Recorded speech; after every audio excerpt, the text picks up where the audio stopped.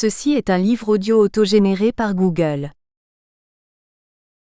Collection Eidos. Dirigé par Michel Costantini et François Soulages. Comité scientifique international de lecture. Argentine, Silvia Solas, Univ de la Plata, Belgique, Claude Javot, Univ. Libre de Bruxelles, Brésil, Alberto Olivieri, Univ. Fédéral de Bahia, Salvador, Bulgarie, Ivailo Ditchev, Univ de Sofia, Saint-Clément d'Oride, Sofia, Chili, Rodrigo Zuniga, Univ du Chili, Santiago, Corée du Sud, Jin Nseo, Daeguar University, Séoul, Espagne, Pilar Garcia, Univ. Sévilla, France, Michel Costantini et François Soulages, Univ. Paris 8, Géorgie, Marine Vécois, Univ de Tbilissi, Grèce, Panayotis Papadimitropulos, Univ. Ioannina, Japon, Kenji Kitamaya, Univ. Seiro, Tokyo, Hongrie, Aniko Adam, Univ. Catholique Pasmani Pete Gietem, Russie, Tamara Gela, Univ. Dorel, Slovaquie, Radovan Goura, Univ. Matej Bel, Banska Bystrica, Taïwan, Stéphanie Tsai, UNV. Centrale de Taïwan, Taipei. Série Retina. 3 François Soulages, dire La ville et les arts. 11 Michel Gironde, dire Les mémoires de la violence. 12 Michel Gironde, dire Méditerranée et exil. Aujourd'hui. 13 Éric Bonnet, dire Le voyage créateur. 14 Éric Bonnet, dire Esthétique de l'écran. Lieu de l'image. 17 Manuela de Barros, Duchamp et Malevich. Art et théorie du langage. 18 Bernard Lamizet, L'œil qui lit. Introduction à la sémiotique de l'image. 30 François Soulages et Pascal Bonafou, dire Portrait anonyme. 31 Julien Verhaeghe, Art et flux. Une esthétique du contemporain. 35 Pascal Martin et François Soulages, dire Les frontières du flou. 36 Pascal Martin et François Soulages, dire Les frontières du flou au cinéma. 37 Gésim Kendro, Le surréalisme socialiste. L'autopsie de l'utopie. 38 Nathalie Raymond à propos de quelques peintures et d'une sculpture. 39 Guy Le Serre, Le coloris comme expérience poétique. 40 Marie-Luce Liberge, Images et violences de l'histoire. 41 Pascal Bonafou, Autoportrait. Or tout paraît. 42 Kenji Kitayama, L'art, excès et frontières. 43 François Spi, dire Du maniérisme à l'art postmoderne. À la mémoire de Laura Malvano Bechloni. 44 Bernard Névin, Roy Lichtenstein, De la tête moderne au profil Facebook. 48 Marc Vera, La société immatérielle. De l'information comme matériau artistique, 1. 49 Dominique Château, Théorie de la fiction. Monde possible et logique narrative. 55 François Spi, dire Métamorphose allemande et avant-garde au XXe siècle. Hommage à Georges Bluss. Suite des livres publiés dans la collection Eidos à la fin du livre Secrétariat de rédaction, Sandrine Lecor et Bertrand Névin, publiés avec le concours de Préface de l'art comme technique sensible. Pour Patrick Nardin, effacer, défaire, dérégler ne sont pas des verbes négatifs, mais des émancipateurs. Ils désignent des façons de soustraire quelque chose à des opérations par ailleurs bien réglées, trop bien réglées, en l'occurrence celle du spectacle. Il s'agit de considérer les capacités de résultat de ces façons, et de relever leur puissance critique. Je dis « critique » en pensant que ce mot renvoie d'abord à une pratique de tamis. Critiquer, c'est séparer, c'est désunir un ensemble qui ne semble tel que par inaperception de la diversité des composants. Le tamisage est l'opération qui soustrait quelques pépites à cet ensemble, et qui révèle ce faisant son caractère non initialement perçu de mélange confus. Les pépites retenues par le tamis de Patrick Nardin appartiennent toutes au monde de l'art. C'est donc à ce monde que d'abord elles se mêlent, et c'est lui qui se trouve de fait critiqué. Entendons-nous tout de même sur le mot. Patrick Nardin le considère largement, il l'admet dans sa confusion possible et historiquement avérée avec celui des images. Or ce qui apparaît, c'est que tout l'art qui s'est mêlé aux techniques du faire-image n'est pas de même nature. Cela peut se dire autrement, par exemple ainsi. Toutes les œuvres ne procèdent pas du même art et les engagements techniques qui produisent chacune tour à tour ne sont pas tous du même ordre. Deux sortes d'art, disait déjà Diderot dans ses essais sur la peinture. Il s'agissait alors d'établir que dans l'ensemble des tableaux effectivement produits au sein de l'histoire de l'art pictural, certains n'entretenaient pas le rapport que d'autres ont à la fiction, au récit et à la discursivité. Diderot donnait à penser que sous certains points de vue et regardé d'une certaine distance, tel ou tel était capable de ne pas paraître fort parlant. Ouvert à une idée peu classique de l'image, Diderot entreprenait de dissocier l'art de la rhétorique. C'est cette dissociation que poursuit à son tour l'ouvrage de Patrick Nardin, dans un contexte de possibilités techniques qui n'est plus seulement celui de la peinture mais aussi, mais surtout celui des caméras. Il s'agit ainsi de découvrir à quel point sont importantes et d'abord, tout simplement, nombreuses, têtues dans leur présence, les œuvres qui, à l'époque où le cinéma est devenu l'art majeur des images, n'ont pas la fiction, le récit ou le discours pour horizon et grâce auquel peut se dégager ce que l'auteur appelle justement une esthétique de la présence. N'est-ce pas aujourd'hui un curieux choix, philosophiquement parlant, que celui de recourir à la notion d'une présence ? Peut-être. Je comprends pour ma part que ce choix permet de nommer des cas où se réalise un être au fait. Ces cas sont des occasions offertes à un certain état de conscience, état marqué sans doute par le caractère de n'être pas dupe, mais aussi concerné par une certaine évidence du faire.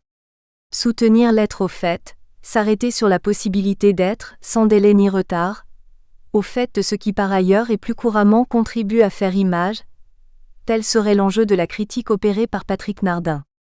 Dans son contexte, l'expression d'esthétique de la présence désigne l'opposé du spectacle cinématographique. Non pas l'opposé de tout ce qui est possible avec l'appareillage du cinéma, mais l'opposé de ce cinéma qui fait spectacle, l'opposé en tout cas de ce qui aura lié le cinéma au spectacle. Prenons acte de ceci, essentiel pour l'ouvrage, que ce n'est pas l'art des films qui est considéré comme en soi spectaculaire, mais que le spectacle tout de même s'est accommodé et avec quelle ampleur du cinéma. En ce sens, il s'y est fait. Or pour cela, il n'a pas recouru à cette conscience au fait du fait que je viens d'évoquer, il a plutôt intimé un ordre aux esprits, instruire par le divertissement, disaient déjà les classiques s'agissant de peinture. L'ordre du spectacle ne va pas sans mettre en œuvre, sans faire jouer, en quoi c'est bien d'un certain côté un art, un élément, organisation d'une scène, institution d'un espace à point aveugle, imposition d'un point de vue, où le fait, la nature de fabrique, s'absente dans la conscience de qui pourtant n'est pas a priori incapable de l'examiner. Mais pourquoi justement le spectateur n'est-il pas si souvent qu'il se pourrait un examinateur ? L'absence à l'examen qui définit, qui aura défini tout un art, est elle-même moins lacune ou faiblesse qu'effet recherché, organisé et produit. En quoi le spectacle procède bien d'un art de faire. Mais cet art, il le secrète. Il le dissimule comme peut faire un magicien pour épater son public. Il est cependant, et décidément, une autre voie que celle-là. Le livre de Patrick Nardin le prouve par le fait des œuvres dont il fait mention. À ces œuvres ne reste-t-il, en l'absence de magie, qu'à paraître plus laborieuses et trop évidemment techniques ? Elles sont surtout plus visiblement des opérations. Ce qui les distingue, c'est de ne pas se poser en moyen pour une fin en dernière analyse idéologique. En réalité, elles sont même sans fin. Elles se suspendent en quelque façon sur leurs faits, elles s'arrêtent sur ce que, dans la logique du spectacle, on admet au titre d'instrument pour l'image à accomplir. Pour autant, ces œuvres ne sont pas de pauvres œuvres inabouties. Ce sont plutôt des œuvres qui se concentrent sur la nature de leurs ressources. Elles travaillent leur appareillage sans jamais le faire servir. Patrick Nardin fait mention au long de ces pages d'entreprises artistiques non pas qui ne servent à rien, mais qui ne servent rien. Soit des œuvres paradoxalement défaillantes, du point de vue du message, mais de grande résonance intérieure, pour reprendre l'expression de Kandinsky. Ce genre d'œuvre établit ce que nous pourrions appeler assez strictement une modernité. Entendons par là d'abord, conformément à la racine du mot, qu'elle montre des modalités sortant des habitudes de la réception. Modernes en art sont ceux qui se sont donné la tâche moins de fournir des résultats en réponse à des intentions, voire à des commandes, signifiantes que d'étudier les conditions à partir desquelles, à un moment donné, cette fourniture est possible. Ainsi un champ de travail spécifique et distinctif est-il par eux proposé. Ce champ, il faut le dire second, toute critique au reste est seconde, il n'est pas de critique ex nihilo. L'art qui s'y trouve se met à distance, pour reprendre le titre d'un chapitre de Patrick Nardin, de diverses sortes de pressions s'exerçant sur les appareils de production d'images sans lesquels il n'y aurait pas, par ailleurs, spectacle. Pareille distanciation n'est pas secondaire. De son existence dépend la possibilité de limiter, à partir de faits têtus, la valeur des logiques interprétatives pour lesquelles la phénoménalité compte finalement moins que le sens. J'insiste décidément sur ce point. Ce sont des éléments factuels qui viennent ici faire incidence et incident dans l'intelligence de l'art. C'est à partir de tels éléments que Patrick Nardin instruit sa critique, lui donnant peu à peu une portée théorique plus générale. De cette portée théorique, je retiendrai particulièrement les traits les plus actuels, ceux qui permettent de discuter, préciser ou nuancer les thèses d'un Jacques Rancière, d'un François Dagonier ou d'un Gilles Deleuze. S'agissant du premier, Patrick Nardin montre que la cinématographie ne s'inscrit pas nécessairement dans la continuité des arts du récit. Ces agencements ne sont pas seulement des syntaxes ou ne le sont que sous la condition d'une attitude qui, faisant droit à ce que j'appelais plus haut une pression, faite à l'art, interdit nombre d'attention à diverses possibilités des montages. Concernant le second, qui plaida en son temps pour l'art des objets, il montre que la surface et le plan, autrement dit le tableau, n'ont pas cessé d'être un enjeu. En direction du troisième enfin, il interroge le sentiment de durée. Ainsi du bégaiement dans les œuvres de Keith Sanborn, bégaiement qui ramène sans cesse à une source qui ne passe pas, qui ne dépasse pas, une perception pourtant prise en même temps dans le dispositif de défilement du film. De là, un sentiment de durée comme jamais. Il s'agit en fait de prendre le cinéma en deçà de la technique de projection, avant qu'il puisse être question d'image-temps et d'image-mouvement. De la même manière, à propos cette fois d'Akira Mizuyoshi, Patrick Nardin note que chaque photogramme fait l'objet d'un déclenchement autonome et ajoute « Le travail se présente comme une série de plans fixes montrant une rivière à divers emplacements déterminants, séparés par un passage au noir qui marque à chaque fois une impulsion donnant son rythme au film. Celui-ci n'est fait en réalité que d'images fixes juxtaposées, l'animation est retenue, Mizuyoshi exploitant uniquement la fonction image par image de sa caméra. Si l'on veut faire une analyse fine de ce travail, on distingue trois types d'images distinctes, celles qui sont en liaison, celles qui sont en rupture et les noires. Le travail dont il est ici question renvoie à la radicalité technique d'une caméra travaillant pour ainsi dire en soi, sortie en tout cas de sa dévotion au dispositif du projecteur seul à même de rendre le sentiment, mais le sentiment seulement, autrement dit l'illusion, du mouvement. Pourquoi parlais-je ici de radicalité ? Parce que la cinématographie est et aura été premièrement, dans l'ordre d'irruption des capacités techniques, comme dans celui des mises en œuvre, un ensemble d'images fixes qui peuvent toujours se regarder séparément. Or cette façon de regarder séparément et de ne pas se trouver pris dans l'illusion de mouvement que produit le défilement réglé des films dans l'habitude de la projection, ramène, si j'ose dire, à la peinture, au regard sur le tableau. Patrick Nardin médite plus qu'il peut n'y paraître. Il médite profondément, il médite encore, sur la condition du regard pictural autant et au sein du cinéma et de la vidéo. Cette remarque vaut aussi pour ce qu'il dit du travail de Bill Viola. Et plus encore de Peter Kubelka. Les opérations de montage qui sont décrites et analysées tout au long de sa réflexion ont dès lors pour enjeu de signaler le risque du tournant pris par la vue depuis le cinéma.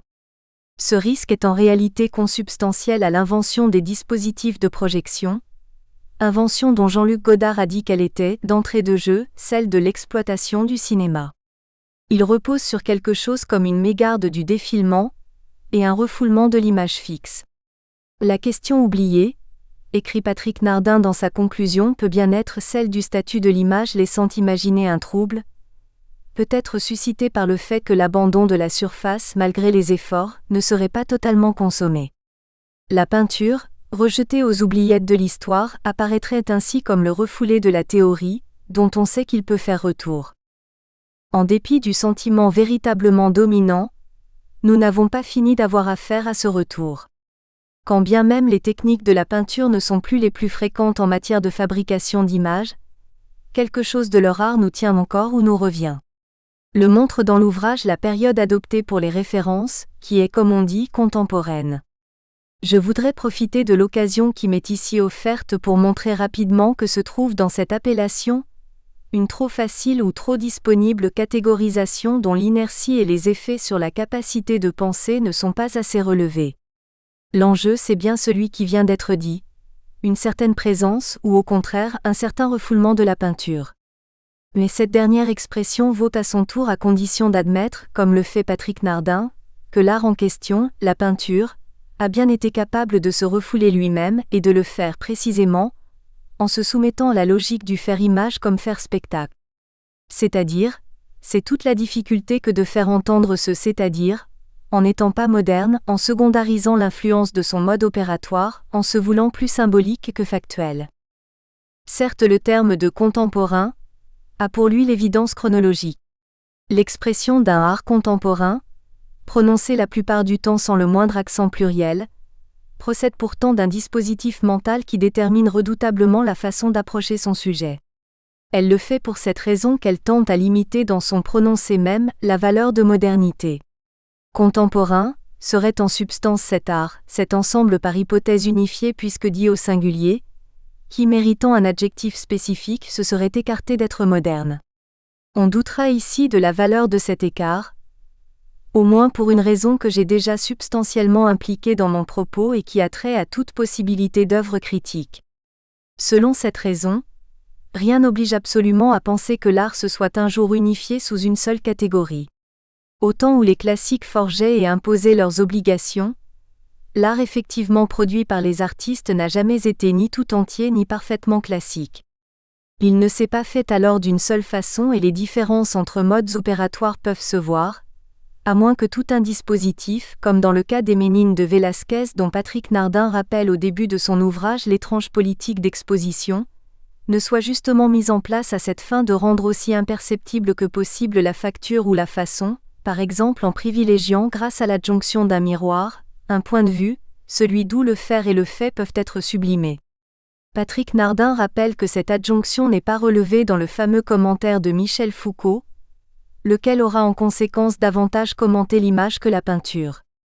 La même règle vaut pour la supposée période moderne. Cette période tire à son tour sa consistance stylistique apparente d'une considération à la fois simplifiante et dominante. Autant par hypothèse des modernes, tous ne l'étaient pas, et aucun de la même manière qu'un autre. Or l'adjectif, dès lors qu'il vaut à fin de périodisation, restreint cette complexité. Il réduit d'une part le conflit interne au champ, d'autre part la dimension tantôt de critique, mais tantôt aussi de soumission, de certaines des opérations qui s'y pratiquent. S'agissant du moment moderne, s'il en est, un cas devrait suffire à jeter le doute, celui du peintre Jean-Paul Laurens. Ce cas offre à Patrick Nardin, à l'orée de son livre, l'occasion de l'une de ses plus brillantes analyses. Ce peintre est un contemporain de Monet. Parfaitement reconnu, honoré même en son temps, quel artiste fut-il ? Tel de ses tableaux, l'excommunication de Robert Lepieux par exemple, est classique, académique même par sa facture mais implique également un principe d'organisation scénique dont le cinéma spectaculaire, Patrick Nardin l'établit et il faut bien le lire sur ce point décisif, fera ultérieurement son miel. Une chose est sûre pour le lecteur d'effacer, défaire, dérégler, c'est que cette œuvre de Laurens, à la fois datée et en avance, a bien été proposée au public au nom de l'art. Elle peut du reste toujours l'être, rien n'étant définitivement établi en pareil champ. Mais elle l'a été sans présenter le moindre caractère, je dis bien, pas le moindre, de cette modernité dont Baudelaire nous a délivré le concept. Ainsi dirais-je qu'elle fut en son temps contemporaine, inactuelle en tant que peinture si l'on tient compte de ce qui se jouait alors du côté de cet art, actuelle cependant en tant qu'image, si du moins l'on adopte l'analyse de Patrick Nardin. Conformément à la signification littérale du cum latin qui s'entend dans son préfixe, contemporain, ne désigne sans doute profondément qu'un tel mixte, à démêler, à critiquer, d'actualité et d'inactualité. Linguistiquement il veut dire d'abord, et seulement, qui est du même temps de la même époque. En principe il se construit avec les prépositions à ou de, ce qui n'est le cas ni de classique ni de moderne. Quand il ne le fait pas, comme précisément dans la notion d'art contemporain, c'est pour prendre, ainsi que le rappelle Alain Rey dans son dictionnaire historique de la langue française, une valeur intensive par rapport à moderne, valeur qui suppose la simultanéité avec l'expérience de celui qui parle. Le même Alain Rey, observateur précis des usages linguistiques, précise à propos du dérivé contemporanéité, qu'il s'agit de nommer l'état actuel en art et en littérature, envisagé sous le rapport de ce qui le caractérise, et dans la foulée que ce mot a ainsi concurrencé modernité. De nos jours, il est surtout employé à propos de la simultanéité de deux faits. Que retenir de ce constat sinon la grande instabilité, et finalement l'incohérence globale d'un mot qui aura pu signifier, comme on vient de le lire, une intensification du moderne, puis l'instauration d'une concurrence avec lui pour s'arrêter finalement à la banale désignation d'une simultanéité possible d'opérations diverses? Cette dernière valeur, en tant qu'elle évoque la situation d'ancrage de toute critique, ce mixte à tamiser ou à démêler dont je parlais en commençant, m'inquiète moins que la précédente, celle d'une concurrence. Car je ne connais pas de concurrence qui n'ait pour perspective le déclassement ou la défaite d'un concurrent. Si le contemporain devait décidément être un concurrent pour le moderne, alors peut-être ne faudrait-il pas se laisser prendre à son jeu, fût-il proche en première apparence de cela même avec quoi il semble jouer tandis qu'il engage plus réellement une compétition. Quoi qu'il en soit, pour nous désormais la question se pose de savoir pourquoi il importerait plutôt d'être contemporain que moderne. Autrement dit, pourquoi pas moderne? Je ne veux engager nécessairement ni Patrick Nardin, ni ses lecteurs dans la question que je pose ici. Mais tout de même je la pose. Et tout de même encore je constate qu'autour de moi, nombreux sont ceux qui veulent penser la modernité comme dépassée. Elle insiste pourtant, cette modernité, quand bien même il est des forces et des entreprises pour la refouler dans le contemporain. S'il n'en était pas ainsi, la collection dont le livre de Patrick Nardin me fait imaginer l'exposition possible n'existerait pas. Or elle existe. Ou si l'on préfère, il existe pas loin de nous, assez d'artistes décidés qui, par leurs faits obstinés, permettent que nous ne succombions pas tout à fait sous les façons spectaculaires de la rhétorique des œuvres. Ainsi se maintient d'un état d'émergence, qu'on le veuille ou non, quelque chose comme une présence technique par quoi l'art finalement se fait voir comme tel dans le fait des œuvres. Pierre-Damien Huyghe. Introduction. Dans l'imaginaire populaire, l'artiste reste celui qui sait bien dessiner. Pour que son travail soit digne d'attention, il lui faut manifester des qualités qui dépassent les capacités communes. Il fascine évidemment par l'expression de ce pouvoir, qui semble échapper au plus grand nombre. Il suffit pour s'en convaincre, de voir le succès des dessinateurs de bandes dessinées qui ajoutent un dessin à leur signature lors des séances de dédicace. Effacer, dans ce contexte où s'affirme une grande compétence, devient la marque d'une hésitation, d'une faiblesse peut-être, en tout cas d'un défaut de maîtrise. D'un autre côté, si l'on dessine, on peut imaginer l'effacement comme une technique graphique permettant d'étaler des textures ou de dynamiser un geste.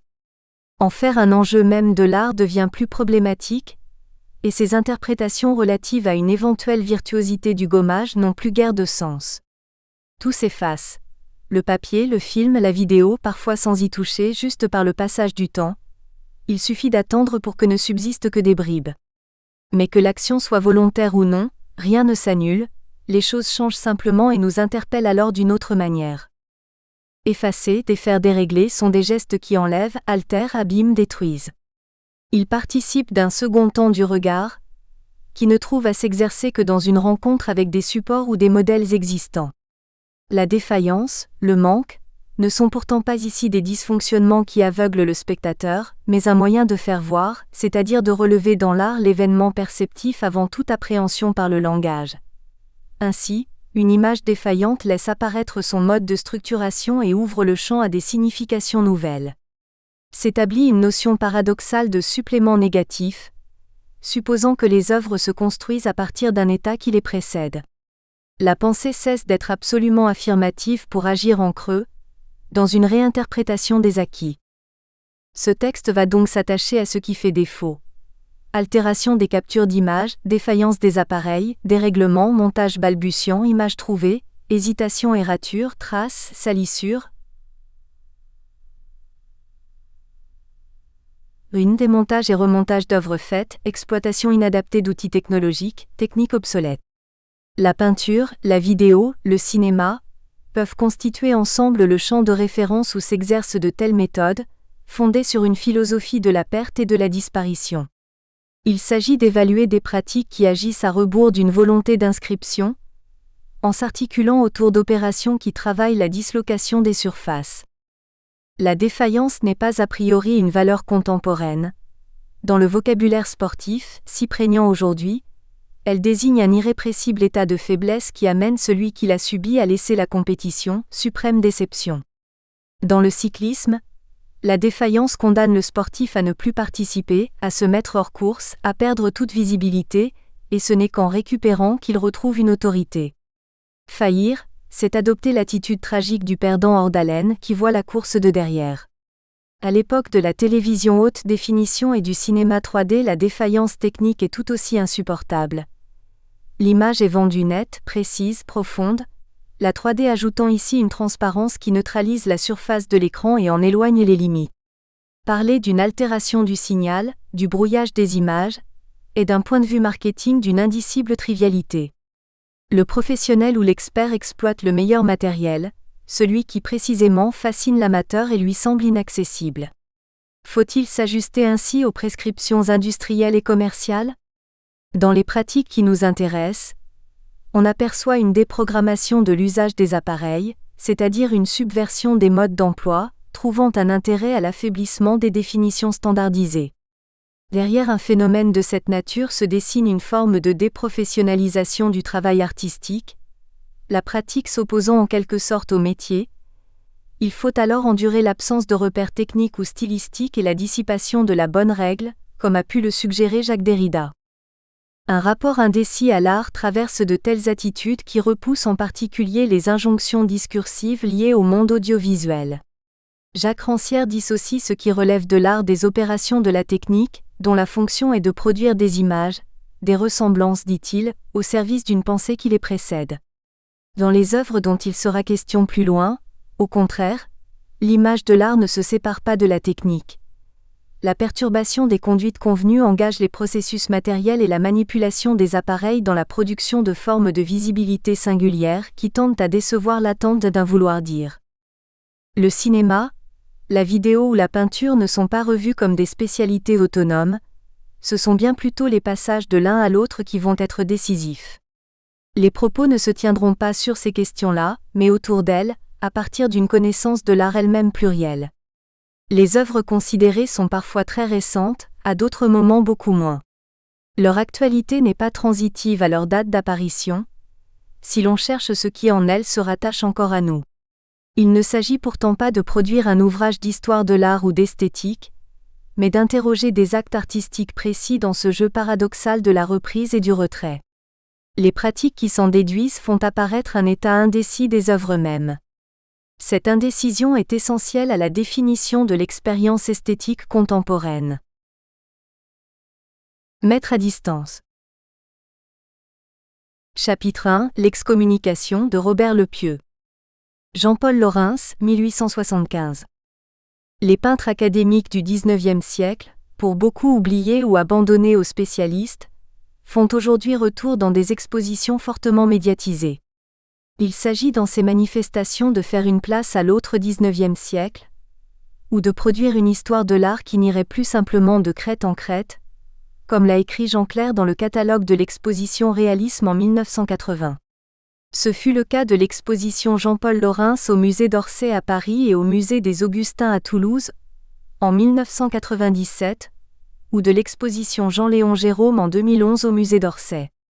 Entre ces deux manifestations éloignées dans le temps, se retrouvent des commentaires assez semblables entre rejet, curiosité goguenarde ou fascination. Nombreux en effet sont ceux qui restent impressionnés par la technique picturale de ces artistes et l'imagerie qu'elle sert.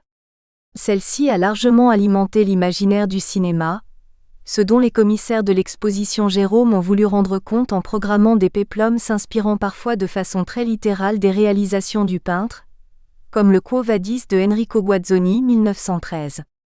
Au moment où la peinture d'histoire se trouvait au-delà du déclin, elle était relevée par le cinéma qui trouvait là disponible l'illustration de scénographies spectaculaires.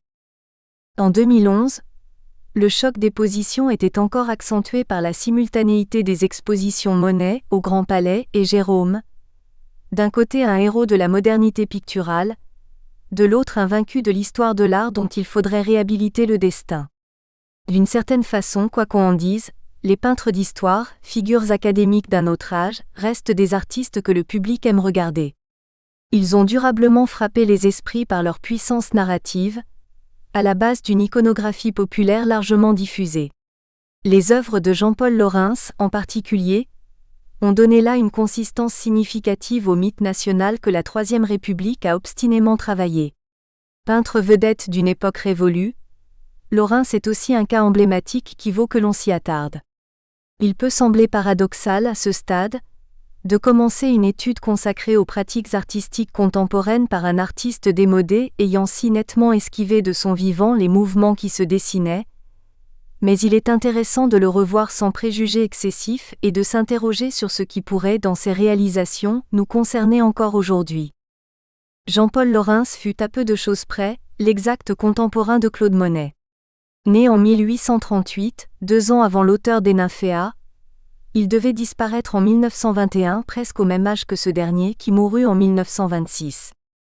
Par contre, le contraste de leurs carrières respectives est frappant. Si Monet devait s'engager très vite dans une voie novatrice et au moins au début aventureuse, Laurens fit le choix d'une carrière institutionnelle avec le lot de fonctions officielles, décorations, honneurs qui accompagnaient alors les artistes académiques les plus en vue et finit président de la Société des artistes français ainsi que membre de l'Institut à la place Meissonnier. Du fait de sa longévité, Laurens fut également le contemporain de Picasso, Duchamp et de toute l'aventure de l'art moderne d'ailleurs, face à laquelle, avec une œuvre empreinte d'un évident conformisme, il peut aujourd'hui faire fonction de repoussoir. Il s'était pourtant impliqué dans l'enseignement en devenant professeur à l'École des Beaux-Arts de Paris, ainsi qu'à l'Académie Julian, cours privé qui accueillait alors de nombreux artistes étrangers, mais on sait qu'à l'époque la question de la formation, largement soumise à l'autorité morale du Prix de Rome, était avant tout dominée par le souci de perpétuer les modèles et la plupart des artistes engagés ne s'y sont pas investis. Laurens fut l'un des grands producteurs d'images de la Troisième République dans le domaine de la peinture d'histoire. On devrait presque dire d'histoire, tant chez lui l'anecdote est importante et la part de vérité historique approximative. On le considère même comme le dernier représentant majeur de ce grand genre, nettement en recul au début du XXe siècle, où les critiques contestent son caractère désuet, en ménageant Laurens, perçu par Camille Mauclerc par exemple, comme une exception qui le transcende. Ses œuvres, rencontrant un grand succès public, ont été largement reproduites dans les livres d'histoire, où elles ont contribué à donner force au sentiment national en illustrant son antériorité imaginaire par l'exploitation du registre singulier de l'histoire de France, alors si utile pour l'édification des masses. L'invention iconographique n'était d'ailleurs pas forcément servile et Laurens, républicain anticlérical, dreyfusard, remettait souvent en question dans ses représentations les dérives du pouvoir, l'ingérence de l'Église dans les affaires publiques. Il était de ce fait plutôt mal perçu par la hiérarchie catholique. L'œuvre la plus connue de Jean-Paul Laurens, célèbre pour avoir été reproduite dans Le Petit Larousse, est l'excommunication de Robert le Pieux, pièce imposante présentée avec succès au Salon de 1875, aussitôt achetée par l'État et actuellement conservée au musée d'Orsay. Le sujet revient sur un épisode de la vie du roi de France Robert le Pieux, fils de Hugues Capet, qui régna de 996 à 1031. Ce malheureux monarque, n'ayant pu avoir d'enfant avec sa première épouse, se maria en secondes noces avec Berthe de Bourgogne qui, en plus de la perspective d'un héritier potentiel, lui offrait des droits sur le duché. Mais cette union, pourtant bénie par l'archevêque de Tours, était entachée d'irrégularités. En effet, la reine Berthe était d'une part la cousine de Robert au 3e degré, et d'autre part sa commère, c'est-à-dire la marraine d'un enfant dont le roi était également le parrain, situation conduisant alors pour l'Église à l'inceste en cas de mariage. La légende veut que Robert, refusant de rompre l'union malgré l'évidence du crime, ait été excommunié en 998 par le pape Grégoire V, provoquant ainsi, conséquence dramatique, l'interdiction de toute pratique religieuse au sein du royaume, église fermée, sacrements impossibles, une France abandonnée de Dieu. C'est cet épisode que raconte le tableau, montrant Robert le Pieux effondré sur le trône en compagnie de son épouse après l'annonce de la sentence par des dignitaires religieux, que l'on voit s'en aller, abandonnant le couple à son sort. En vérité, selon les historiens, l'événement en question n'a jamais eu lieu, aucune excommunication n'a été prononcée, et bien que des menaces aient été proférées, Robert finit par obtenir confirmation de son mariage avec Berthe. Celle-ci se révélant d'aussi stérile que sa première épouse, il devait s'en séparer quelques années plus tard pour se marier enfin, en troisième noces, avec Constance de Provence, dont il eut 6 enfants. Il est amusant de remarquer que Robert le Pieux apparaît alors trigame de fait, une situation que la morale bourgeoise de la Troisième République aurait sans nul doute réprouvée. Pour évoquer un tableau de Lawrence, il faut donc commencer par en raconter l'argument pour ne pas laisser échapper l'intensité du drame qui s'y trouve illustré. En général d'ailleurs, l'analyse s'arrête là, après la formule rituelle, cette scène historique représente. On peut y voir une sorte d'hommage au travail documentaire considérable qui précède l'exécution d'une telle peinture, et une soumission au désir de l'artiste, qui veut bien que l'on s'oublie dans le récit proposé. Les peintres d'histoire accompagnaient d'ailleurs l'exposition de leurs œuvres par des textes très informés qui en définissaient le contexte, afin de donner des pistes aux visiteurs pour entrer dans le tableau comme on entrerait dans un film, une sorte de prologue littéraire en somme qui situe la démarche dans une logique programmative. Peu importe au demeurant la stricte véracité de l'histoire, que Robert le Pieux ait été excommunié ou non au Moyen-Âge, l'image se donne pour le vrai. On a beaucoup évoqué l'aspect théâtral des mises en scène de Lawrence pour moquer chez lui une entreprise de spectacle, ou au contraire, mettre en évidence le caractère novateur pour l'époque de ses prises de position scénographiques. Dans les deux cas, et sans accorder d'intérêt au jugement de valeur, on voit que l'analyse de l'œuvre passe par la lecture d'un dispositif, mais celui-ci relève moins d'un ordre théâtral que d'un ordre cinématographique. C'est bien la construction de l'image qui est ici en cause. Philippe Junot a fait apparaître la prégnance dans l'esthétique occidentale de la théorie de la mimésis qui affirme la préexistence d'un modèle précédant son imitation dans le tableau. Cette disposition postule une supériorité du dessin en tant qu'il représente alors l'outil de l'invention, de la mise en forme de l'idée, et affirme la primauté du concept. La dissociation orthographique des termes dessin et dessin remonte seulement au XVIIIe siècle, et le mot même de dessin a qualifié longtemps l'ensemble des arts plastiques. Cette souveraineté, déjà exprimée par Vasari, désigne l'ancienne fascination des peintres pour les philosophes et le prestige de la littérature, soulignant la supériorité du verbe sur l'image, du concept sur l'incarnation physique des choses, de l'idée sur le corps. La couleur, associée à un travail de teinturier, d'ouvrier amené à se salir dans les huiles et les pâtes, se trouve là en retrait face au dessin, qui engage les artistes dans un autre statut par la valeur intellectuelle qu'ils supposent. Les peintres, jadis reliés socialement aux droguistes ou aux épiciers, ont pour ambition d'accéder à une autre dignité, celle de l'architecte qui conçoit mais ne fabrique pas, d'échapper à la térébenthine en plaçant le pouvoir dans l'idée. L'exécution du tableau n'est alors qu'un second temps que l'on peut déléguer, puisque le caractère matériel de la mise en œuvre constitue la part servile du travail artistique, celle qui porte au jour ce que l'esprit a déjà inventé. La peinture académique pousse cette situation au paroxysme en s'affirmant avant tout comme une peinture conceptuelle, dans laquelle toutes les traces d'énonciation s'effacent derrière l'événement mis en image. Lawrence produit une peinture illusionniste absorbée par la représentation d'un dispositif. Il s'engage dans un art libéral séparant nettement la conception de l'exécution et dont l'enjeu est de frapper le spectateur d'hébétude face à la vraisemblance de la réincarnation. Dans L'art et l'illusion, Gombrich propose à son lecteur de se livrer à une petite expérience. Dans une salle de bain pleine de vapeur, il s'agit de se placer face au miroir recouvert de buée, par conséquent opaque, et de faire apparaître le reflet de son visage en frottant la surface avec le doigt. On est frappé alors par la petitesse de l'image, qui ramène le reflet à sa juste dimension et contrarie l'illusion d'un face-à-face à même échelle que produit le miroir.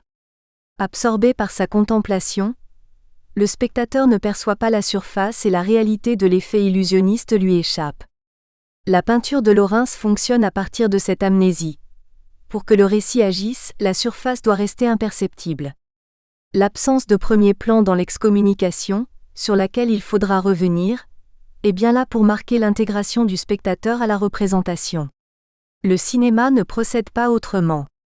On suppose que le cinéma, art nouveau, était à un certain moment de son histoire le lieu de tous les possibles dans la définition de son expression publique, et que le modèle de la projection cinématographique, situant des rangées de sièges devant un écran dans une transposition mécanique du théâtre à l'italienne, n'était alors qu'une hypothèse. Les premiers spectateurs des films des Frères Lumière étaient fascinés par l'agitation des feuillages ou le frémissement de l'eau, voyant face à eux un tableau doué de vie. L'arrivée du train en gare de La Ciotat, projeté en 1896, aurait même provoqué chez certains des mouvements effrayés, comme si la locomotive allait crever l'écran. La surface n'était pas perçue, et s'ils pensaient que l'image avait le pouvoir de les émouvoir, ils n'avaient pas imaginé qu'elle puisse physiquement les contraindre dans leurs attitudes. Le cinéma des origines tient bien sa source dans la peinture, mais pas n'importe laquelle, celle de la transparence illusionniste, développant une pulsion d'emprise qui se double de la possibilité fantasmée que dans l'image, quelque chose pourrait nous atteindre. L'installation cinématographique se trouvait surdéterminée par le mode d'appréhension du tableau de chevalet et le face-à-face qu'exige la perception de la mimésis. Le dispositif cinématographique contemporain est largement devenu le support d'un mode de consommation schizophrénique des images, qui veut qu'on s'abandonne au spectacle. Le spectateur de cinéma tourne le dos à la cabine de projection, ce qui symboliquement n'est pas sans conséquence et contemple, non pas le défilement d'une série d'images, 24 s'il s'agit encore de cinéma analogique, mais une seule image en mouvement. Pour accentuer le degré de fascination produit par la représentation, les écrans se sont considérablement agrandis dans les grands complexes commerciaux, au point où leurs limites, dépassant parfois les possibilités du champ oculaire, deviennent difficilement perceptibles, ce que renforcent les productions récentes du cinéma 3D. Le son et l'image font là de la projection une expérience, retrouvant paradoxalement la vocation foraine du premier cinéma, producteur d'espaces magiques. L'événement visuel absorbe le spectateur non seulement par le récit, mais également par la sensation. La salle, avant que le noir se fasse, offre un espace opaque. Pas de fenêtres, des lumières artificielles et pour seul horizon les 4 murs d'une boîte, ce qui n'est pas loin de la définition d'un espace carcéral. On attend l'événement devant soi, alors qu'il se prépare à l'arrière. Quand le film commence, l'écran concentre une énergie lumineuse qui neutralise toute perception d'un espace clos.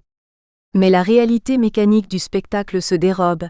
Les appareils, vidéo ou cinéma, le son du projecteur, les efforts du projectionniste, tout ce qui permet à l'image d'apparaître reste imperceptible, hors champ. L'idéal de la projection cinématographique est l'absence absolue d'événements et la transparence totale. L'imprévu technique, la pellicule qui se décale ou se consume, désagrément jadis assez fréquent, l'image qui se fige, ruine ainsi la fluidité du récit et provoque en retour l'indignation du public. Ce n'est plus le train de voyageurs des Frères Lumière avançant vers lui qui l'agite, mais la révélation de ce qui fait le spectacle auquel il participe, le retour du photogramme et du grain de poussière. Les défaillances du système ne sont pas a priori un événement de nature artistique, mais le hasard peut faire se rencontrer de manière créative une certaine œuvre de cinéma et une certaine panne de projecteur, comme une façon de subvertir un schéma scénographique qui a si bien réussi. On constate en tout cas que le cinéma dit expérimental représenta, au moins en partie, un retour du cinéma au réel, c'est-à-dire la sortie de celui-ci d'un système de transparence illusionniste fondé sur une dématérialisation du support, que les fichiers numériques haute définition remplaçant la pellicule portent à son acmé. Jean-Paul Laurens n'avait évidemment aucune idée du cinéma en 1875 mais la peinture, telle qu'il la pratiquait, rencontrait un réel succès populaire. Le public des salons se pressait en masse autour des tableaux et il n'était pas rare qu'il faille protéger certaines œuvres par des barrières, de peur qu'elles ne soient endommagées. L'exposition d'un tableau pouvait devenir le lieu d'un spectacle collectif, où s'exprimaient des avis tranchés. Une anecdote souvent rapportée raconte que Napoléon III, au salon de 1853, aurait cinglé d'un coup de cravache rageur les baigneuses de Courbet, qui lui déplaisaient. Walter Benjamin voyait dans des phénomènes de cette nature l'une des raisons de la mise en crise de la peinture. Le fait qu'à partir du XIXe siècle un public important les regarde simultanément, les tableaux, est un premier symptôme de la crise de la peinture, qui n'a pas été provoquée par l'invention de la photographie, mais d'une manière relativement indépendante de cette découverte, par la prétention de l'œuvre d'art à s'adresser aux masses. L'impossibilité de la peinture à faire face, de par le mode de réception individuel, infiniment hiérarchisé et gradué qu'elle suppose, aurait donc provoqué une forme d'épuisement de la pratique picturale, essentiellement dans sa fonction d'imager le récit. Un artiste comme Jean-Paul Laurens se trouve pris dans un registre hautement narratif et littéraire qui le conduit à l'impasse, par l'incapacité de la peinture à se prendre dans un phénomène d'appréhension collective, à laquelle pourtant il aspire, en produisant des œuvres qui veulent dissiper toute incertitude quant à la vraisemblance du spectacle qu'elle propose. Il répond clairement au désir d'histoiresse du public, mais se trouve piégé par une ambition sociale, réduisant le tableau à son effet spéculaire dans lequel s'abîme toute expérience sensible. De fait, à son époque, la modernité est ailleurs, précisément chez les peintres qui vont défaire la surface picturale. Le destin de la peinture narrative serait alors en dehors d'elle, dans un système de représentation capable, comme le suggère Benjamin, de se multiplier pour s'adresser au plus grand nombre. On pourrait dire que Laurens n'appartient pas à l'histoire de la peinture, qu'il a singulièrement évitée, mais que son œuvre prend un intérêt si on considère qu'elle appartient peut-être davantage à une histoire sociologique du cinéma, ou plutôt à une sorte de paléo-cinéma, fondé sur un sens particulier du dispositif, propre à sa vocation illusionniste. Il est donc pris dans un entre-deux périlleux. La peinture chez lui se dessèche dans le leurre et l'imagerie qu'il produit ne trouvera à s'exprimer qu'en dehors de son domaine de référence, dans un art mécanique dont il n'a aucune conscience et qui plongera son propre imaginaire dans l'insignifiance. L'oubli était là inévitable. Mais c'est peut-être à ce caractère archéologique qu'il doit le fait que son œuvre soit à nouveau montrée dans des expositions de grande ampleur, en forme de réhabilitation. Les stratégies de Laurens font apparaître deux constantes qui relèvent du plan cinématographique: le rapport au temps et le rapport à l'espace. Michel Thévaux considère qu'il s'agit là de l'artifice du peintre illusionniste, qui organise ce qu'il représente comme le fragment d'une réalité supposée se prolonger au-delà des limites du tableau, l'image devenant un instant choisi dans le développement d'une action plus large. La représentation serait ainsi métonymique, en suggérant une continuité fictive de l'espace et en s'inscrivant comme une coupe dans une séquence de temps qui la déborde. Thévaux évoque la peinture académique, et en particulier le cas de Charles Gleyre, mais est rapporté au cinéma. Il définit aussi bien le montage, le cadrage et le hors-champ, termes qui paraissent peu appropriés en dehors de leur domaine de référence. La naturalisation ainsi obtenue donne à l'assertion idéologique un alibi réaliste sous la forme d'une jonction avec la totalité du réel. En d'autres termes, l'effet de réel est un excellent véhicule pour conférer à une pensée d'ordre idéologique une livrée objective qui la donne pour le vrai, ce que le cinéma, dont la naturalisation est un effet majeur, va exprimer au mieux, et pas seulement dans les œuvres de propagande. Le peintre de 1875 n'a pour référence que la photographie, et les rapports qu'il entretient avec elle sont ambigus. La philosophie consistant à dévaluer le faire au profit de la force de l'idée se trouve mise en question par des appareils auxquels la fonction de produire des images est déléguée et qui donnent... Nous espérons que vous avez apprécié cet aperçu. Pour continuer à écouter ce livre audio sur Google Play Livres, utilisez le lien dans la description de la vidéo.